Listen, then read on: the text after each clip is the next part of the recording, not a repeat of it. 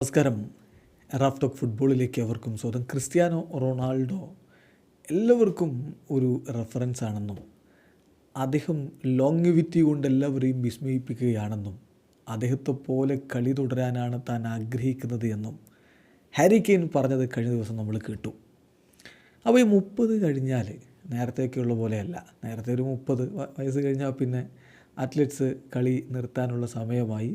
ഏറിപ്പോയൊരു 33, 34 വയസ്സിലൊക്കെ കളി അവസാനിപ്പിക്കും. പക്ഷേ ഇപ്പോൾ കാര്യങ്ങൾ അങ്ങനെയല്ല. 39 വയസ്സിൽ 40 അടുക്കുമ്പോഴും ക്രിസ്ത്യാനോ റൊണാൾഡോ വിസ്മയിച്ചുകൊണ്ടിരിക്കുകയാണ്. ലിയോ മെസ്സി 37-ലാണുള്ളത്. പല കാരണങ്ങളുണ്ട്. മുമ്പത്തേതിനേക്കാൾ കൂടുതൽ നമ്മുടെ മെഡിക്കൽ ഫെസിലിറ്റീസും മറ്റുമൊക്കെ മാറി, ട്രെയിനിങ്ങിൻ്റെ രൂപം മാറി, കൂടുതൽ മികച്ച സാങ്കേതിക വിദ്യകൾ എല്ലാം ഉപയോഗിക്കുന്നു. അതൊക്കെ അതിന് കാരണമാണ്. എന്നാൽ പോലും ഈ ലോങ്വിറ്റി കൊണ്ട് നമ്മെ അത്ഭുതപ്പെടുത്തുന്ന ക്രിസ്ത്യാനോ 30 വയസ്സിന് ശേഷം നേടിയിട്ടുള്ള ഗോളുകളുടെ കണക്കൊന്ന് എടുത്ത് നോക്കിയാൽ അന്താരാഷ്ട്ര ഫുട്ബോളിൽ 30 വയസ്സിന് ശേഷം അദ്ദേഹം നേടിയ ഗോളുകളുടെ കണക്കൊന്നെടുത്ത് നോക്കിയാൽ പല സൂപ്പർ താരങ്ങളും അവരുടെ കരിയറിൽ ആകെ നേടിയ ഗോളുകളേക്കാൾ കൂടുതലാണ് എന്നതാണ് വിസ്മയകരമായിട്ടുള്ള കാര്യം.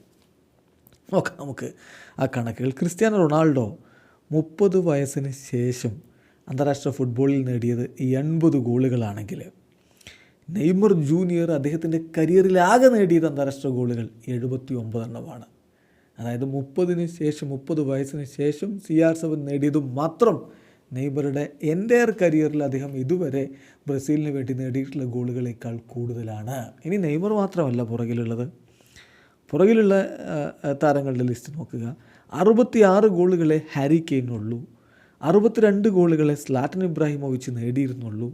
അപ്പോൾ ഇങ്ങനെ വമ്പൻ താരങ്ങളിൽ പലരും ക്രിസ്ത്യാനോയുടെ 30 വയസ്സിന് ശേഷമുള്ള പെർഫോമൻസിനേക്കാൾ പുറകിലാണ്.